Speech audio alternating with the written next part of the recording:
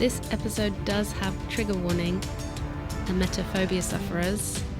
There is a moment where we talk about what we experienced during the birthing process.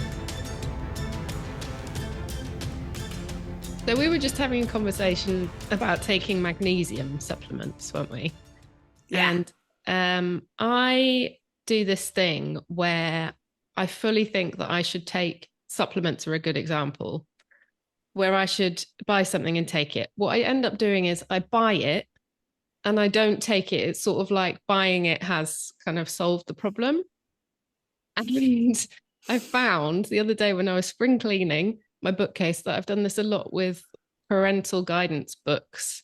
So I've obviously bought like a handful of books thinking it would help the situation with my kids, and I've never read them. And that got us on to talking about books like that. So I'll show you mine in a minute. You tell me about yours. I'll show you mine, you show me yours. Yeah, Can you just explain, do you think then the process of buying the book through the air, you would absorb the information? Or were you like, this is a backup? I think I read the back cover and that maybe was enough. No, it wasn't enough. But with these books that I got, I'll tell you about them specifically in a minute. There were times when I don't know why I bought them. I didn't have time to read a book, so it was pointless. But maybe, I don't know, the thought process. I think Googling something is quicker. I should have just done that. But then Google can be dangerous if your kid is ill, right? We've all yeah, been yeah. there. Not for something where you need like medical advice. Then yeah, definitely yeah. But I mean, well, mine were more like being sleep deprived. I'll tell you a bit more in a minute. What's your book that you bought as So guidance? I got a few, but unlike you, I didn't finish them all, but I did read them. I tried to get through them. This one, The Incredible Years, this was on my bedside table. I feel like I've just taken it off, to be honest, probably this year. Last week. And I also read Gina Ford's book, which is all about Cry It Out. Yeah. Come on, people, you can comment, you can message me all the hate. But what I found was it was actually a head fuck reading these books, because the more I read, the more I would question and doubt. And I actually think I didn't have confidence then in my own instincts at times, Yes. Yeah. or it just freaked me out. And so it got too much. And likewise with social media sometimes, and following too many like new parent accounts, I used to just question everything. And so now I'm a bit like, should I not have bought them? Should I not have read them?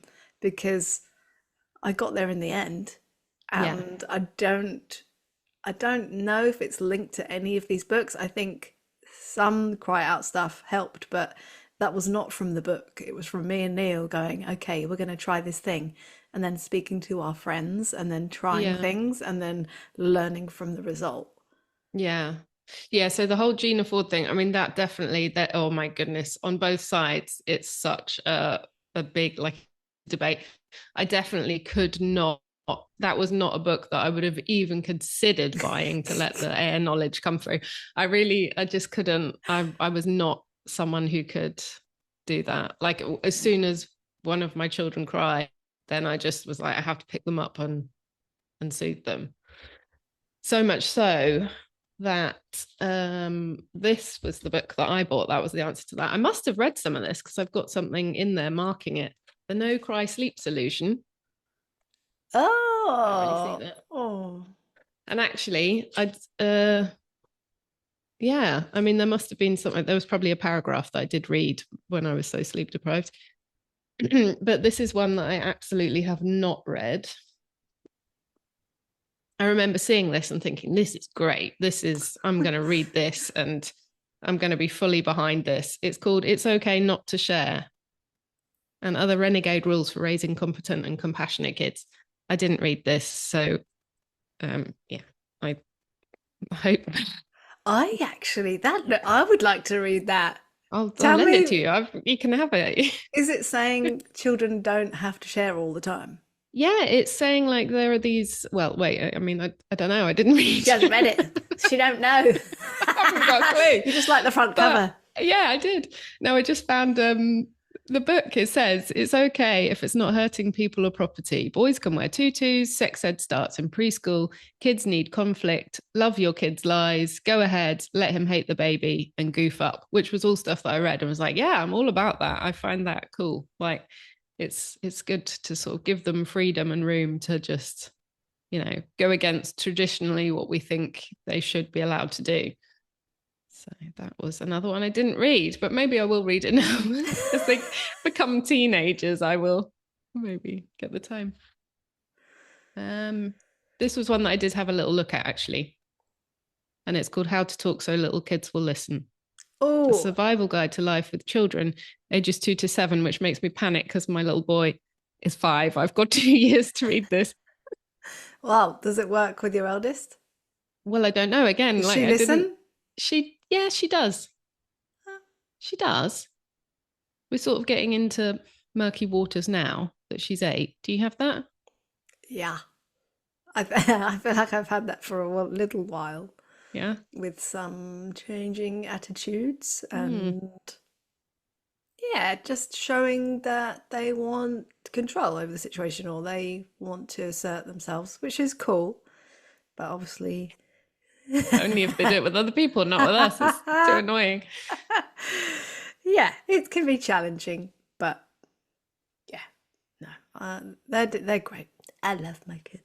Yeah. Yeah. No, Um, it's sorry, what were you gonna say? no, it's all a process, right? Some days Yes. I'm like fucking kids, ah! And some days I'm crying because I'm so happy. It's like Yeah. all of it, isn't it? Um, I wondered. This reminds me of how I sometimes feel about. I'm someone who loves a self-help book, right? I love the gurus like Tony Robbins. I love Brené Brown, Mel Robbins, all of it. Love it. Most of the podcasts I listen to are that or like entrepreneurship and mixed into one. But sometimes I feel like there's nothing broken. So why are you trying to fix it? Yeah. And I True. feel that sometimes can be similar with parenting that and I remember being told this like at the beginning, like, oh, the answer's not in a book. And now I kind of get it. I think it's good to read. I think it's really good to be informed. But I think the biggest thing and lesson you can do is to just deal with it yourself and figure it out yourself in everything in life. Like self help, the answer is not going to be that book. That book might inspire you to take some action. It's the action, isn't it? It's like Yeah. a response. And I think sometimes we think a book or a podcast is going to change our life, but really it's Yeah, you. definitely. I think the biggest thing for me was finding people that I could talk about, like not this big age gap in a sort of different generations where people would impart advice when I felt like they'd forgotten really what it was like to be in the thick of it, but to really find a group of people who could give me advice sort of from slightly further into the future. Because at that time when I was so sleep deprived with my daughter, it was terrible. I really felt like she didn't sleep until she was 2. It really bad. And I'm not exaggerating. It was horrendous. And if someone had said to me, do you know what? This is going to get better and she will eventually sleep, then I think I would have relaxed a lot more instead of buying lots of books, which I didn't have time to read, and then stressing. And probably, when you're just more stressed anyway, that just doesn't help anything. It doesn't help you, it doesn't help your child. And I love a self-help book in the right situation is very helpful, obviously. But I think that I'm someone who needs something more direct and quicker. Like I should have I don't know, found people that were more reliable for advice. Is that what you'd do now then? If you could Yeah. go back in time? Yes. And I think, yeah, I don't know, that like this thing, lots of people sort of say this thing about, oh, well, speak to your granny or something. But I really did feel, I mean, firstly, my grandparents were so much older that they had totally forgotten. And my mum as well, because she was an older mum when she had me, it was just everything was very different. Like I was breastfeeding, my mum had bottle fed me, so she had nothing to kind of to give me on that. She wanted to help me, but we just had done our parenting so differently in that beginning stage that yeah, like all my people that I had immediate access to were trying to do the best they could for me, but they weren't really the best people to ask advice from. And the people who I'd just met in like my prenatal courses, I didn't really know them well enough. And they were also German. So my German wasn't amazing. So it was a bit of, a bit of a weird time. Um, yeah, I probably should have read more books, but I just didn't spend a lot of time drinking tea and crying, calling you.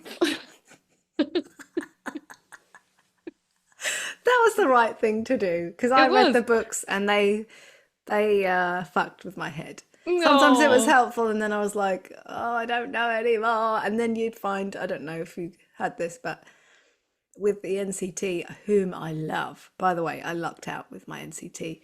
I don't think any of them listen to this, but if they do, I love you. But at the beginning, I do remember thinking, oh, well, their baby's sleeping through the night. What the fuck? And ours isn't. And you can easily get to comparing, and then that helps like no one. So, yeah, I don't know. I guess if I had to go back, I wouldn't read so many books. I don't even know if I'd buy them or I'd let Neil read them. Which he I would did, get by the audiobooks. way. Oh, He that's did. really He good. read this so quick. It was me who was like reading a chapter here and there for years, and then like furiously trying to look through it when I needed it. Right, I want to show you the book that my partner Till, so he's German. So this is the book that I found on the shelf next to my ones that obviously he's also never read. Uh, right, I'll show it to you in German. I'll translate the title. It's a classic. Let me see if I can translate it. Okay. Liebe, is that love? Yeah. Is the Liebe is that was then the big shit Yeah. zusammen. Love is the whole shit. Almost. You're nearly there. You gotta do it. Right, it's called Love is What Holds All the Shit Together. And then Ah, I love how that is the title in German. And on the back, it says, Familie ist nichts für Weicheier, which is like, Weichei is like a wimp. So it's like, family is not for wimps. That's, I that's love the it. German book. Yeah, but I don't think he read that either. So yeah, we should have got audiobooks, I think. That would have solved it. But I don't know. I think I would want someone to sit me down and go like, listen, the first few months and years are going to be a shitstorm. So just hold on. I think my mum did actually. My mum was like, "Listen, you're doing a great job. You're surviving. This is surviving. Don't expect anything amazing. Just carry on. Each day is a new start." And actually that did help, like this like going into war like mentality. Like you have to survive. That's it. Nothing else matters. Doesn't matter if you stink, if you haven't showered. Keep going. yeah, I feel like that was helpful. And I think more people need to say it. Just like, listen, the people who are online and who are doing all of these things while having a new baby, it's a lie. They it's a can't be doing lie. that. They can't be. Yeah, I think just the expectations in general have to be a lot lower, don't they? Yeah. And if someone is not like covered in baby sick and hasn't showered and is starving hungry and just crying, then it's probably a lie because that is what everyone goes through. And that's also a whole part of it. I do feel like becoming a mum, as much as I totally loved it, I'm so glad that I went through the experience twice. but it does feel like it breaks you down, and then you kind of put yourself back together and you learn so much stuff about your body and about raising someone else. And then it does feel like you have superpowers Hmm. afterwards. Maybe that's the lack of sleep, that you realize you can function. And yeah, but the Yeah. books, yeah, I don't know. Maybe I will read them now. I've got more time Well, now you that can they're give us 8 and a 5. rundown, a review. Do like a book, what's it, like a book club. Oh, you know what would be interesting is if we got our kids involved and say, what do you think needs to be in a book about raising you? Yes. No one nick that Ooh, idea. That's me and Jem. that's a great idea. Oh, I had a quick thing. We don't have to include this, but I had a new one come up this week, which was I was walking my daughter and two of her friends back from school, and they were sort of suddenly whispering and like giggling. And then one of them was telling me how she's in love with one of the little boys that they were at kindergarten with, who they're also now at school with. And then the other two girls were nudging my daughter and going, why would you not tell your mum? And I was like, why would you not tell me what? And she went, nothing, nothing. And and then they said, yeah, go on, tell her. And she said, oh, well, I don't love him, but I do like someone from the kindergarten. And it's this little boy who, yeah, she was at kindergarten with, and she said, but I don't love him. I just like him. And I was like, oh, okay. And I thought, oh no, like but she had the feeling she didn't want to tell me. And why, where has that come from? And I didn't want to Oh, sort of grill her about it. But yeah, when I asked her a couple of days later, she said, oh, I just didn't want to talk about it. I said, oh, okay, well, but it's nice you told me. And then I sort of told her something about from when I was younger. And then, yeah, has that happened to you yet? Have you had anything like that come up? a little bit, yeah. And uh, sometimes with the eldest, she'll often like try and elbow me and go, no, stop it. Like I'm being embarrassing in the playground. Like I can't even remember what I did. I think I just like bipped her on the nose or I don't know. And she's like, stop it, mum. Or, and so I think she gets a little embarrassed by me now already. God. Um, and yeah, the whole thing about boyfriends has come up a little bit, and but she thankfully thinks it's all disgusting. And someone was teasing her about a boy who likes her. And so now they're Oh, not friends. They used to be friends. what, the one who was teasing her or the boy? No, the boy. Oh, really? Yeah, they used to Oh, be friends, and no. now they don't hang out because a few Because people he's in the embarrassed. class were And she's, teasing and saying, "Oh, he's in love with oh, you," and Quinn's like, "Oh, this is disgusting. That's not true." oh. No, but yeah. Yeah, I felt very kind of, where she hadn't come to me about it directly. I thought, I wonder how I handle this, because the other girl was really saying that she's in love with this boy herself. And then my daughter, where she was so adamant that she just likes the other boy. And then afterwards, I was like, but yeah, I know that feeling if you like someone and it's a bit exciting to see them. But, and that also happens with lots of people throughout our lives. And, and it also can be with boys and girls. I was thinking, oh, I sort of want to make sure that everything is like open and, she's not worrying about anything, or sort of like feeling a pressure to feel a certain way. But I don't know, maybe I was overthinking that a bit. But um, yeah, I just wish that I knew why she hadn't wanted to tell me. That bothers me a little bit. But then But maybe it wasn't the fact of not wanting to tell you. Maybe it was just that she wasn't alone, and there was maybe, friends there. yeah, maybe, although it's That's not something she's discussed with me at all. And I think what I'm worried about is kind of like missing the window. If you if your children sort of don't talk about something with you, and then maybe that starts with a couple of little things, but then it develops into just more and more and more, that eventually they don't tell you about lots of things. And I mm, don't want to sort of miss that point of that happening and being able to do something about it. mm. So that's something that's been on my mind a lot lately. Maybe I'll find a book about it that I can You buy won't and put on read. my bookshelf. Yeah. Oh, I tell you what book I did buy and I did read, and it was super helpful, was the Ina May book on, I think it's called like natural childbirth or something. And it's Yeah. about hypnobirthing. It kind of like basically just saying that your body is made for it. And I had all of these amazing stories of women getting through birth without any intervention or help or anything, and it was really great. And that was recommended to me. This is random. I went to this hair salon, which is now like kind of known, I think, on socials. It's called Not Another Salon. And I went in there randomly.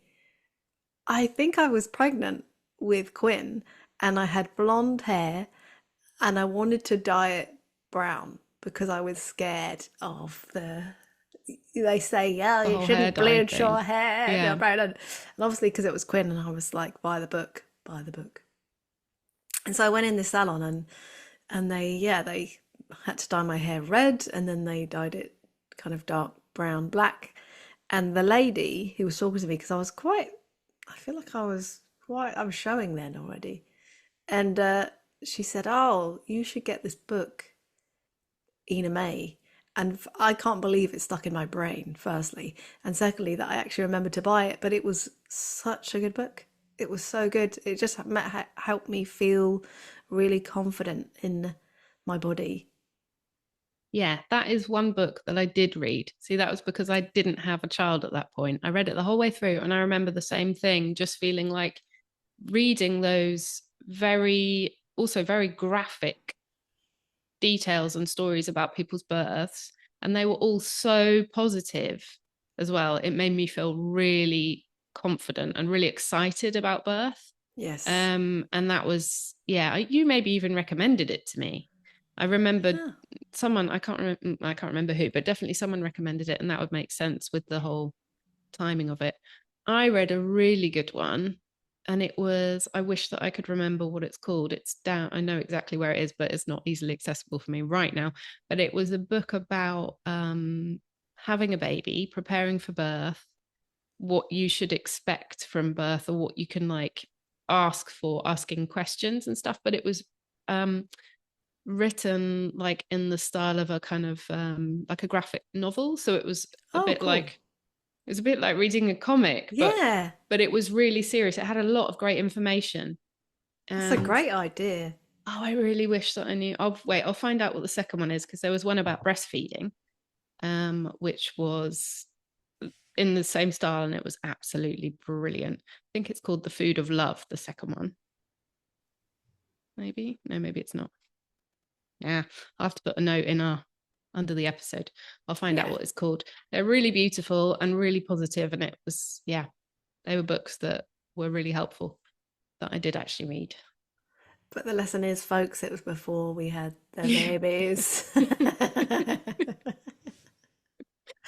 And then I didn't have a natural birth in the end anyway for the first one because, Did you not? well, it was assisted, but Oh, okay. it wasn't like for Indy where it was just, I did it on my own with no Mm-hmm. help at all. But yeah, I think Oh. it helped get me in the right mindset Mm-hmm. for sure. Like, Yeah. let's go. I'm going to be okay. Like everyone else was worried. I remember, this might be a bit graphic. Sorry, listener. If you're eating, press pause. But there's a moment where I'm having contractions for Quinn, baby number one, and I'm living in Bow, and our flat is the top floor, so we're going up and down the stairs. We have to go to the birthing center, and they send me back because I'm not quite ready. This happens again, it's all like takes time. And then I remember at one point my mum arrives, and we're going down the stairs, and we're about to go again to the birth center, and I'm like, hang on, and I'm just starting to be sick. And I'm like, Oh. guys, it's fine, don't worry, this is all part of it. This means I'm ready, don't worry, I'm okay.